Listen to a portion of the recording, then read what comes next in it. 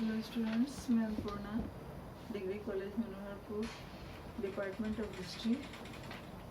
इस क्लास में हम सेमेस्टर 3 CC 6 में सल्तनत काल के दौरान शहरी केंद्रों के विकास के विषय में जानकारी हासिल करेंगे। हम ये जानते हैं कि नगरों, शहरों तथा कस्बों की स्थापना और उनके विकास की प्रक्रिया प्राचीन काल से ही चली आ रही है। राजनीतिक दृष्टि से प्रशासनिक कार्यों के समुचित संचालन के लिए विकसित और व्यवस्थित नागरिक क्षेत्रों की भूमिका अत्यंत महत्वपूर्ण थी। ऐसे शहरों और नगरों में स्थानीय लोगों तथा यात्रियों को सुविधाएं प्रदान करने के लिए कई प्रकार के बाजारों, धार्मिक स्थलों, उद्यानों और सरायों का उल्लेख मिलता है।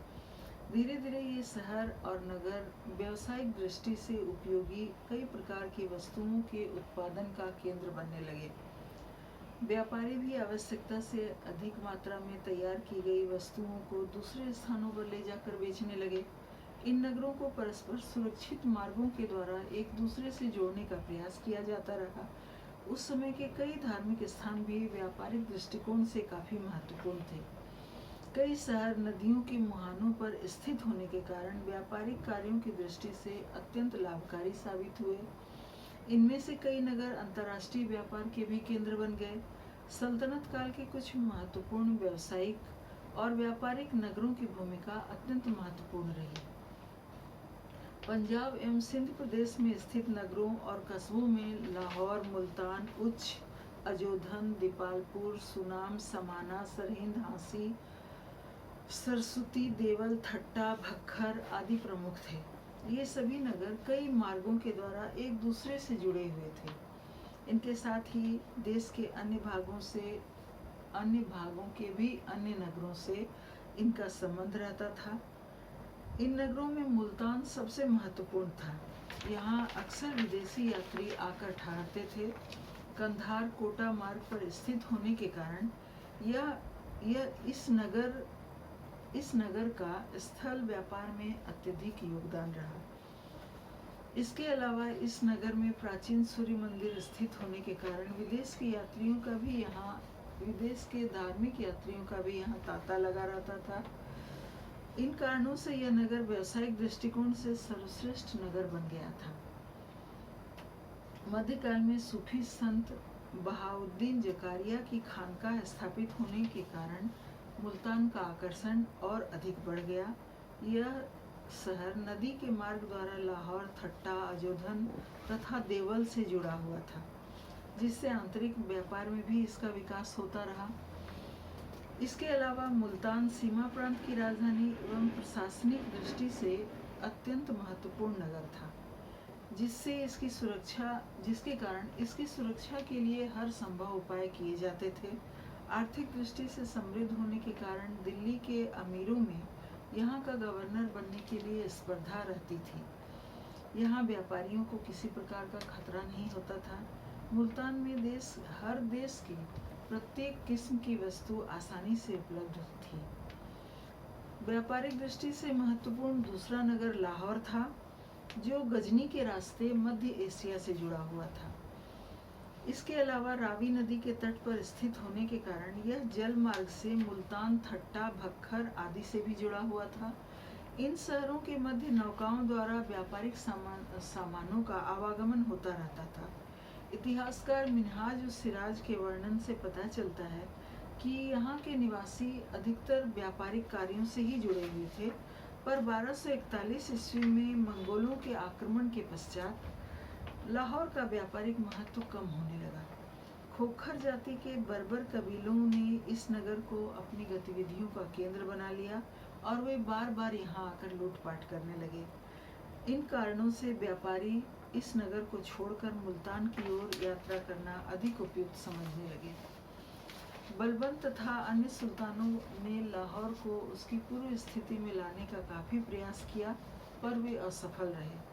1341-42 ईस्वी में खोखरों ने लाहौर के गवर्नर की हत्या कर दी तथा फिरोज शाह तुगलक के शासनकाल में उन्होंने अजोधन एवं मुल्तान के बीच के मार्ग को अपनी उत्पातों से अत्यंत असुरक्षित कर दिया। ऐसी घटनाओं के कारण व्यापारी इधर आने से डरने लगे। उस समय के पश्चात लाहौर व्यापारिक दृष्टि से लगभग उपेक्षित ही बना रहा। तीसरा महत्वपूर्ण नगर थट्टा था, जो सिंधु नदी के बीच में स्थित एक टापू था। यह अरब एवं इराक से आने वाले व्यापारियों के लिए आकर्षण का केंद्र था। अनेक अरब व्यापारियों जैसे मिन्हाज इब्न बतूता अनेक अरब यात्रियों जैसे मिन्हाज इब्न बतूता आदि ने इस नगर का अत्यंत रोचक वर्णन किया है। यहाँ बड़े बड़े बाजार, उद्यान, बाग बगीचे, सराएं यात्रियों को आराम पहुंचाने के लिए बनाए गए थे। यह नगर मुल्तान तथा अन्य नगरों से जल मार्ग के द्वारा जुड़ा हुआ था तथा यहाँ नौकाओं के द्वारा व्यापार किया जाता था।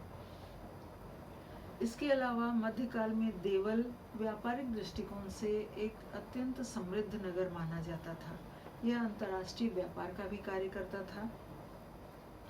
तत्कालीन पुस्तकों के अध्ययन से यह पता चलता है कि यहाँ के निवासी देश विदेश की अनेक व्यापारिक वस्तुओं का संग्रह करते थे तथा बाद में उन्हें ऊंची कीमतों पर बेचकर काफी लाभ कमाते थे। सरस्वती एक अन्य नगर था जो आंतरिक व्यापार की दृष्टि से काफी महत्वपूर्ण था। यहाँ सर्वोत्तम किस्म के चावल का उत्पादन होता था, जिसकी मांग दूर दूर तक थी। इब्न बतूता के आगमन के समय यह एक बड़ा नगर था। यहाँ का चावल दिल्ली भेजा जाता था। भक्खर भी व्यापारिक दृष्टि से एक महत्वपूर्ण नगर था, जो सिंधु नदी की एक शाखा पर स्थित था। यहाँ यात्रियों को मुफ्त भोजन दिया जाता था। उच्छ भी एक सुंदर नगर और व्यापार का महत्वपूर्ण केंद्र बिंदु था। दिल्ली देश की राजधानी होने के कारण प्राचीन काल से ही व्यापारिक, व्यावसायिक और राजनीतिक दृष्टि से सर्वश्रेष्ठ नगरों में गिनी जाती थी। यह देश के अन्य भागों से तथा बड़े बड़े राजमार्गों से जुड़ा हुआ था। यमुना नदी के तट पर स्थित होने के कारण यह जलमार्ग के द्वारा भी कई नगरों से जुड़ा हुआ था। तत्कालीन ग्रंथों में इस नगर की सुंदरता का काफी वर्णन मिलता है। सरायों, बाजारों, जलाशयों और उद्यानों की उपलब्धता की दृष्टि से इसकी तुलना मिस्र से की जा सकती थी। यह पूर्व के इस्लामी नगरों में सबसे बड़ा नगर था। इस शहर में प्रवेश करने के लिए कई द्वार थे, जिसमें बदायूं दरवाजा, गजनी दरवाजा, पालम दरवाजा आदि प्रमुख थे। दिल्ली के सुल्तानों ने अपनी दैनिक आवश्यकता की वस्तुओं का निर्माण अपने ही संरक्षण में आरंभ किया था, जिसके परिणाम स्वरूप दिल्ली में कई प्रकार की वस्तुओं का उत्पादन कार्य आरंभ किया गया था। दिल्ली के बाजारों में देश विदेश की कई वस्तुएं मिलती थी। अमीर खुसरो एवं जियाउद्दीन बर्नी ने दिल्ली के पुस्तक विक्रेताओं के नियमित बाजारों के संबंध में अपनी पुस्तकों में उल्लेख किया है। अलाउद्दीन खिलजी के काल में दिल्ली के विभिन्न मंडियों में अनेक स्थानों का सबसे अच्छा सामान चुन कर लाया जाता था तथा इसका प्रयोग दिल्ली वासियों तक ही सीमित था। दिल्ली विदेशी व्यापारियों का भी मुख्य केंद्र था। इसके अलावा प्राचीन काल से ही गुजरात अपने मुख्य उत्पादनों, व्यावसायिक नगरों तथा बंदरगाहों के लिए प्रसिद्ध रहा है। यहाँ स्थित भड़ौच, खंभात, सोमनाथ, पट्टन तथा अहमदाबाद के नाम काफी उल्लेखनीय रहे हैं। खंभात समुद्र के किनारे स्थित था। यहाँ समुद्री जहाज काफी आसानी से आ जा सकता था। इस नगर के सौंदर्य का वर्णन कई पुस्तकों में मिलता है। यहाँ के अधिकतर निवासी समुद्री व्यापारी थे। विदेशी यात्री बार्थेमा ने प्रतिवर्ष विभिन्न देशों से खंभात आने वाले लगभग 300 विदेशी जहाजों का उल्लेख किया है। खंभात का रेशम अत्यंत मूल्यवान वस्तुओं में गिना जाता था, जिन पर बाद में अलाउद्दीन खिलजी ने नियंत्रण लागू कर दिया था और उस समय इसका व्यापार नहीं किया जाता था। गुजरात में सोमनाथ नगर का अत्यंत महत्व था, क्योंकि यहाँ सोमनाथ का मंदिर स्थित था। इस नगर की समृद्धि की चर्चा दूर दूर तक थी। यहाँ के मंदिर में देवताओं को बड़ी मात्रा में धन, स्वर्ण तथा आभूषण अर्पित किए जाते थे, जिसके कारण यह भारत के समृद्धतम मंदिरों में एक माना जाता था।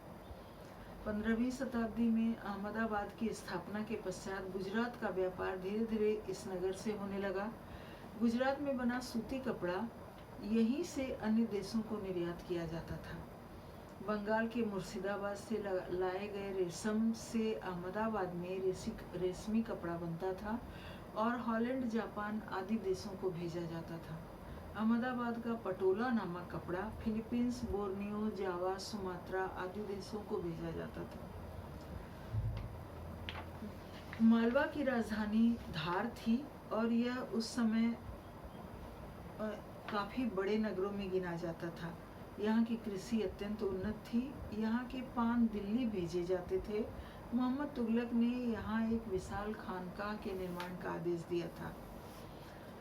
मालवा का उज्जैन नगर भी एक प्रमुख व्यावसायिक नगर था। यहाँ की आबादी काफी घनी थी। कई ग्रंथों में इस नगर की सुंदरता का विवरण मिलता है। देवगिरी दक्षिण भारत का एक मुख्य नगर था। दिल्ली और देवगिरी के मार्ग पर कई व्यापारिक और डाक चौकियां स्थापित की गई थी। यहाँ के अधिकतर लोग रत्नों के व्यापारी थे। यहाँ अनार और अंगूर का बड़ी मात्रा में उत्पादन किया जाता था। यह सूती वस्त्र निर्माण का भी मुख्य केंद्र था। यहाँ अनेक प्रकार की व्यापारिक बस्तियों का उल्लेख तत्कालीन पुस्तकों में मिलता है।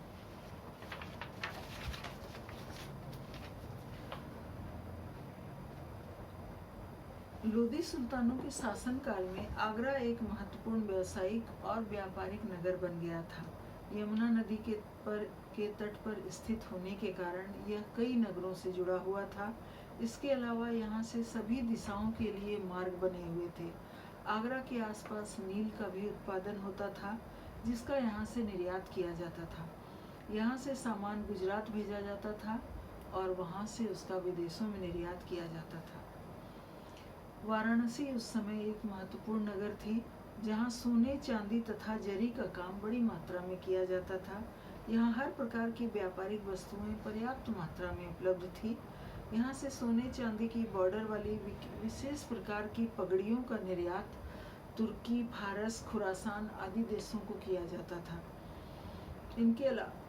इनके अलावा पटना भी एक प्रमुख व्यापारिक नगर था। बनारस तथा पटना से बंगाल का सामान संपूर्ण उत्तरी भारत, लाहौर, विदेशों में काबुल के रास्ते से फारस, समरकंद तथा कासनगर आदि को भेजे जाते थे। इन सब के अलावा उत्तर भारत, दक्षिण भारत, राजपुताना आदि के अनेक नगर प्रमुख व्यापारिक केंद्र होने के साथ साथ आपस में जुड़े हुए और प्रमुख व्यापारिक मार्गों पर स्थित थे। ऐसे नगरों की चर्चा तत्कालीन ग्रंथों में कई स्थानों पर मिलती है।